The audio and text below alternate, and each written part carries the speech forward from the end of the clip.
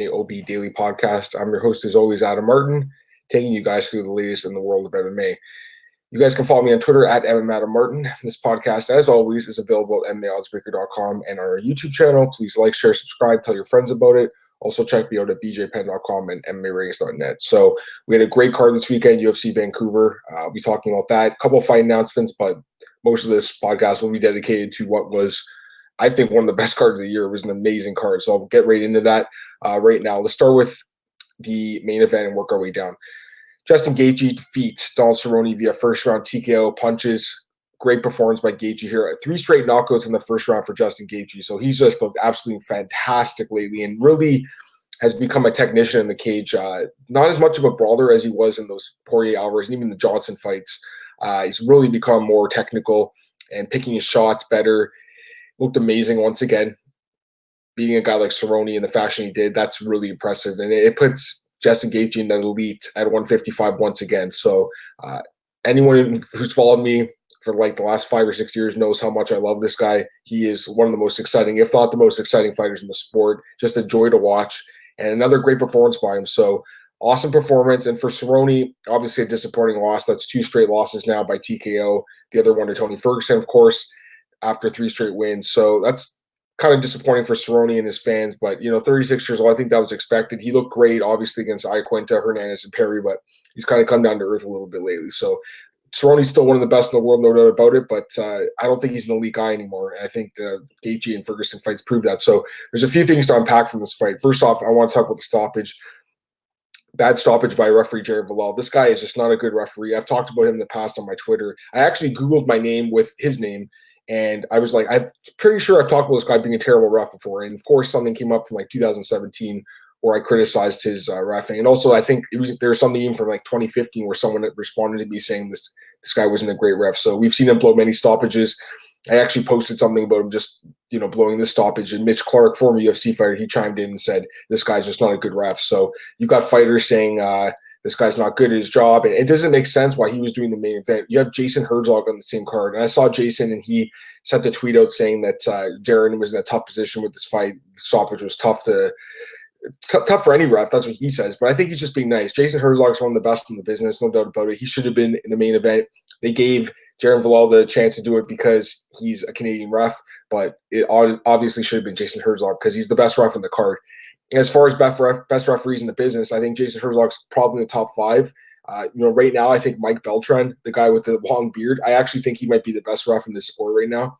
So he doesn't do events, obviously, in BC, but he's one of the best. Big John, I think, has done big events in BC as well in the past, but he's with Bellator now. He's not doing officiating anymore, so that's too bad. But you need guys like Jared Villal to step up. And when Big John actually retired, I remember saying that we're going to have issues with stoppages. And I feel like we have had a lot of problems with stoppages in the last couple of years since Big John's gone. Not saying it's just because of that, but I don't know what's going on with the refs. Like, this fight was stopped a couple of punches too late, no doubt about it. Didn't make sense. It's kind of stupid when you're seeing the guy that's winning the fight, like, I don't want to punch the guy anymore, and the other guy's just turtling up on the ground. Of course, Cerrone complained. Every fighter that's losing the fight complains, but clearly he was done. Great win for Justin Gaethje. What's next for him? I don't know. I mean, there's definitely a few possibilities. He spoke to the media after the event. He said that he wants to fight Khabib, obviously, but he also believes Tony Ferguson, like we all do, is next in line for a title shot. So I don't think that's going to happen. He could fight the winner of that, but he also said, first off, he doesn't want to take the fight on short notice in case there is an injury, and he doesn't want to be a backup unless he's getting paid a lot of money. So I feel like we're going to see Gaethje fight someone else. Dustin Poirier called him for a rematch. That would be a good fight for sure, but Gaethje said he's not interested. He's on the way up right now. Poirier obviously coming off the loss at Khabib, and Conor McGregor's also out there. I don't know if McGregor wants that smoke personally. I think McGregor's going to look for a more favorable fight. I think Poirier is the fight that McGregor would want right now because he's already beaten him, and Poirier's coming off a devastating loss. So I feel like McGregor would want that fight more than Gaethje, who I personally think would beat Conor McGregor. I feel like he would match up really well with Conor. And to be honest, I feel like he matches up decently with Khabib. This guy has a wrestling background. We don't see it ever from his fights, but he has an amazing wrestling background, and his striking is way better than Khabib. So he actually could be a bad matchup for him, but even he said, on paper, the takedown obviously is going to be the difference probably. But either way, Gaethje's on a nice win streak right now, and I think he's one win away from title shot. So, if he gets that next win, I don't know if it's going to be Connor or I don't really know who else is out there right now. I guess he could just wait, or Poirier even. But yeah, I think one more win and then Gaethje would be in that title shot. So yeah, it was a great fight, great card, great main event, but the referee definitely blew the stoppage in this one. A little too late. Next up, co-main event, Glover Teixeira defeats Nikita Krylov via split decision. 28-29, 29-28, 29-28. I was like shocked when I heard it was split. Like I thought Glover won every round of this fight. It was definitely a competitive fight, close fight, but Glover won this fight clearly. He had the more dominant positions in the fight. Krylov definitely had that one. I think it was a rear naked choke attempt. So maybe you can give him one round. But Glover had a lot of dominant positions. He did a lot of damage in this fight. He's looked great lately, man. 39 years old, but he's not slowing down. He's on a 3-fight win streak. He's won 4 of his last 5 fights. The guy's a stud. It's funny when Daniel Cormier interviewed him, he was like, who do you want to fight next? He's like, well, Daniel. And I thought he was going to call it DC right there, but he said he wants to fight in Brazil in November. Get him on that card, man. He took not that much damage in this fight, so get him on that card. I think Shogun would be an amazing fight. He's called Shogun out in the past. They were scheduled to fight in Calgary back in 2012 at UFC 149, that terrible card. They were supposed to fight in that card, never happened. All these years later, I think it should happen. So give me Glover Teixeira versus Shogun. I think that'd be a great fight. Great co-main event for the Jacare and Jan Blachowicz main event. Oh, and I should say for Krylov, I mean, this was definitely a disappointing loss after that win over OSP, but the guy is a flawed fighter. You know, he's fun to watch. He's got good finishing ability. This was the first time he's actually been to a decision in his career, but he's a very flawed fighter. He's got issues with his takedown defense, with his cardio, just a lot of issues with this game. But, you know, credit to him for making it the 3 rounds. I don't agree with it being a split decision. This was definitely a unanimous decision for Glover Teixeira, and I'm shocked that one of the judges actually thought Krylov won. Next up, we have a heavyweight bout between Todd Duffy and Jeff Hughes. It ended in a no contest due to an accidental eye poke in the first round. Unfortunate ending in this fight. It was actually a really good fight. Both guys just throwing bombs at each other. And Todd Duffy alleges that Hughes stuck a finger in his eye, and he said he couldn't see. He said he was seeing double. So I have a few things to talk about with this fight. First off, the stoppage it's fine. I mean, listen, if he couldn't see, I'm fine with that fight being stopped. You don't want to have a guy that can't see fighting. That's just dangerous. But I feel like the referee, first off, didn't do a really good job in this fight because he should have been more vocal towards Duffy, saying, you know what, you have 5 minutes, take your time. Instead, he was just kind of like, are you okay, man? We got to get going. And it was weird. And then he finally calls the doctor, and after Duffy's like, I can't see, dude. And it's like, then the doctor comes in. The doctor did not even like really look at his eye. It was terrible. I was watching with my girlfriend. She's like, what's this doctor doing? Like, he didn't do anything. Terrible job by the doctor. Bad job by the referee. I saw David Shaw, the UFC executive. He talked about this stoppage afterwards. He said that he wasn't exactly thrilled with it either. So I can imagine Dana White wasn't either. So disappointing stoppage here, obviously. But, you know, the one other thing I'd say with that is I saw a lot of fans saying, Todd Duffy wanted out. Todd Duffy's a wimp. Come on, guys. Come on. So many keyboard warriors out there. Listen, that's just not fair to say. These guys were in a brawl. They were slugging bombs at each other's chins. Todd Duffy's a warrior, man. He's, you know, even if you don't like the guy, he's never been to a decision in his career. He gets knocked out or he knocks you out. You can't say this guy wanted out of the fight, okay? It's just not fair to say that. That's when people talk about keyboard warriors, it's the people that were like, oh, Todd Duffy's a wimp. He didn't want to fight. Yes, he did. I don't think he didn't want to fight. Maybe he couldn't see, you know, got poked in the eye. And who's someone that's sitting at home with their coach to say that this guy is a wimp, you know? So honestly, the comments did bother me for some reason. And this is exactly why Todd Duffy, I think, was going off the other day when he was ranting against the media. But really, I think he should be ranting against the fans, especially if he hears these comments. Because to me, you talk about keyboard warriors, it's the kind of guy saying that this guy's a wimp and he doesn't want to fight. The guy's a UFC fighter. He's a professional mixed martial artist. I think calling him, you know, saying that he doesn't want to fight is very unfair. So hopefully they run this fight back, though. It was a good fight for a while lasted, and I honestly don't even know who'd win the rematch because this was a very close fight. All right, next up, this was an incredible fight. For my money, maybe best fight of the year so far. Definitely. Tristan Connelly some upset win over Michelle Pereira, defeats him via unanimous decision in a catchweight bout here. Incredible fight. Just an amazing fight with so many ebbs and flows. I loved watching this fight. So the entrance, by the way, I got to say, of Pereira, that was an awesome entrance. So good for him. The guy's a showman, and he's fun to watch. Very fun to watch. But he's so dumb. Like the stuff he was doing the first round, doing the somersaults, jumping off the cage. The guy gassed out after 1 minute. I looked at the clock, and he was like, whew. I was like, man, it's 1 minute in the fight, and the guy was breathing heavy. So you knew right there and then he was in trouble if he couldn't finish Tristan Connelly. And Tristan Connelly just was really tough and managed to go the 3 rounds, winning decision. Amazing performance by Tristan Connelly. I don't know if it's a star-making performance.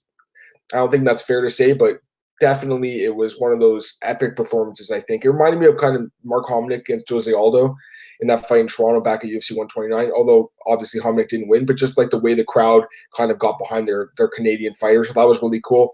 Again, I think this guy, he looked great. He looked great, especially up a weight class against a much bigger fighter. But Michel Pereira, what's so great about Michel Pereira when you think about it? The guy's kind of overrated. He had one fight in the UFC before this. He finished Danny Roberts. Good for him, but he's lost a bunch of times in his career. So to me, he was a little bit overrated coming in this fight. Connelly obviously underrated by everyone, including myself. But he's won 9 of his last 10 fights. That's great. I just don't know if you can say he has star potential based on beating a guy like Michel Pereira. Definitely looked good in this fight. It was a great fight. I can't wait to watch him fight again. I just think you got to slowly roll with Tristan Connelly. Don't get me wrong, an amazing performance, an amazing fight. He deserved that $100,000 for winning the fight of the night and his opponent missing weight and winning his bonus as well. I just think you got to slowly roll a little bit. This guy, he's 33 years old. He's not a young guy, but definitely he's got a couple of good fights in him. And it was really nice to see him get this win here on Canadian soil, especially in his hometown of Vancouver. Next up, Uriah Hall defeats Antonio Carlos Jr. via split decision, 29-28, 28-29, 29-28. And, my picks have not been going that well lately. This was one of the best picks I made in a while. I picked Uriah Hall here as an underdog. He was plus 230. Really good pick on my part. But, again, I have not been doing good with picks, so I got to give myself a credit when I finally get a good one here. Hall looked really good in this fight. One of his better performances, I think, one of his more complete performances. Just really outlasted Carlos Jr., who has so many issues with his cardio. And the guy's really good in the ground, but if he can't get you in the ground and submit you, then he's in trouble. So definitely a disappointing performance here by Jr. He's 29 years old, and it seems like he's I feel like he's plateaued a little bit. I don't know what the move is for him. I think, his camp changed to ATT. That's a great camp. Obviously, camp change I don't think is the right thing, but, he's got a lot of moves to make in his career somehow, some way.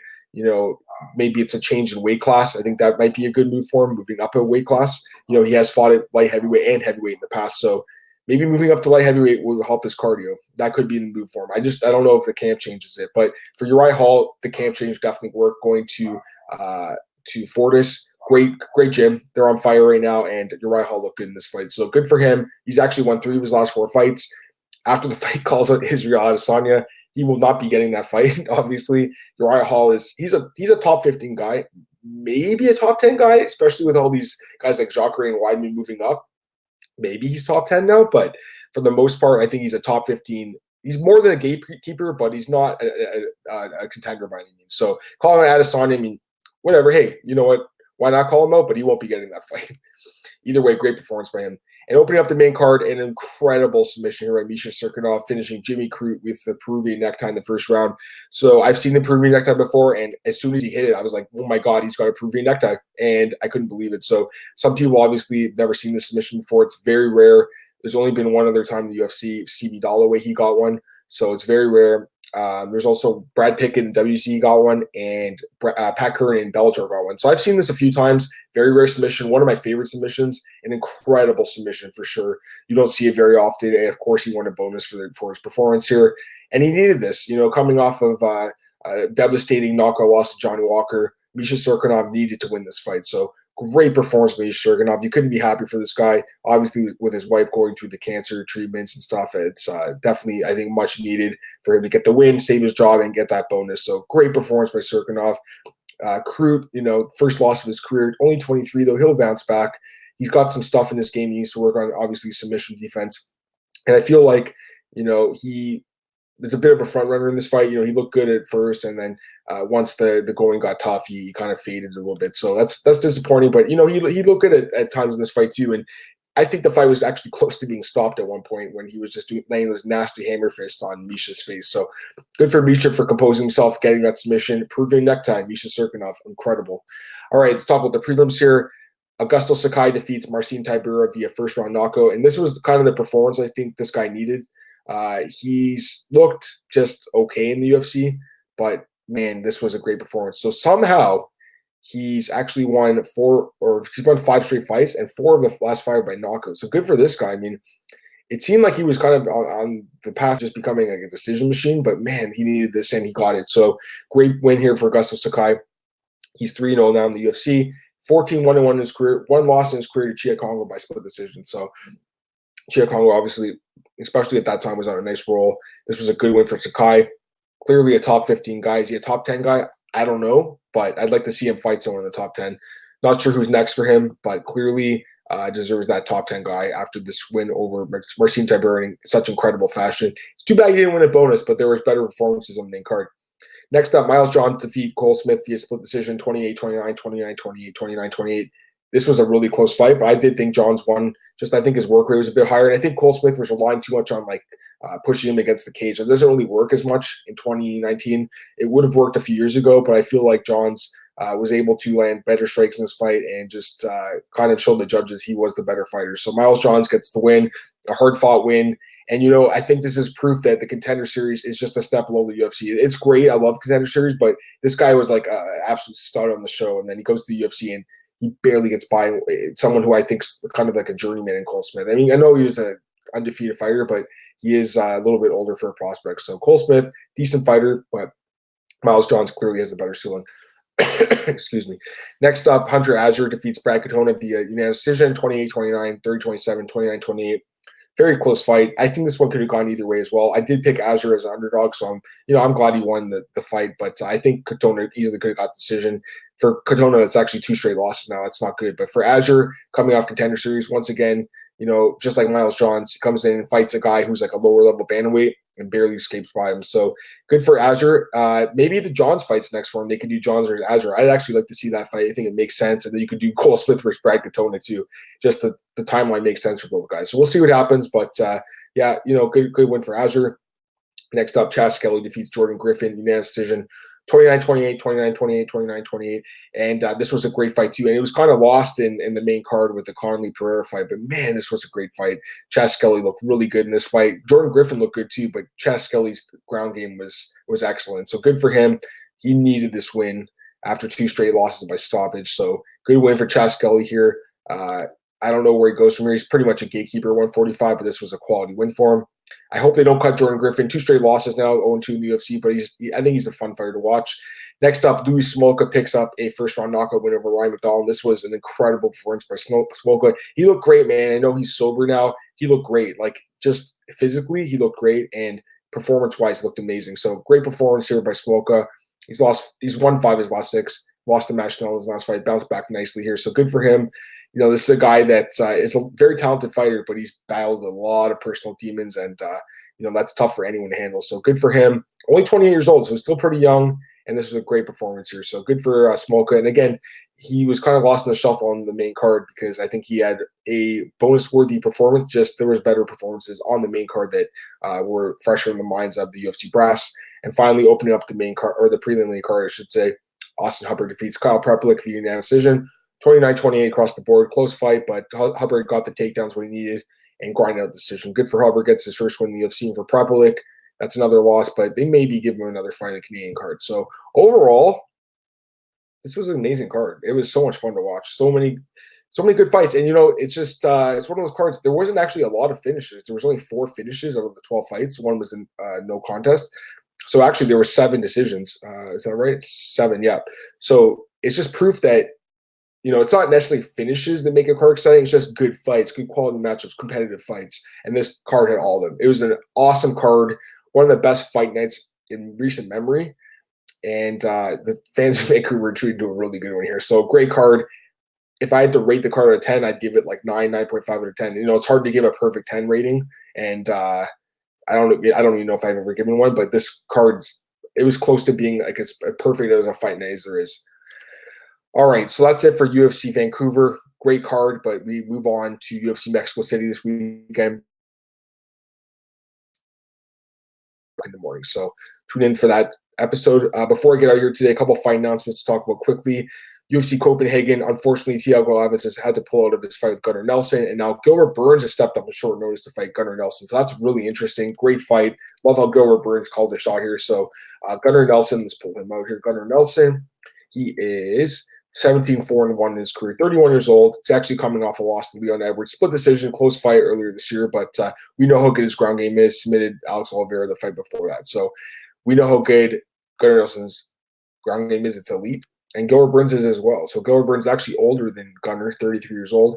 He moved up to welterweight in his last fight. He beat Alexei Konchenko, taking that guy's undefeated record. It was a really good win. He's actually won 5 of his last 6, including his last 3.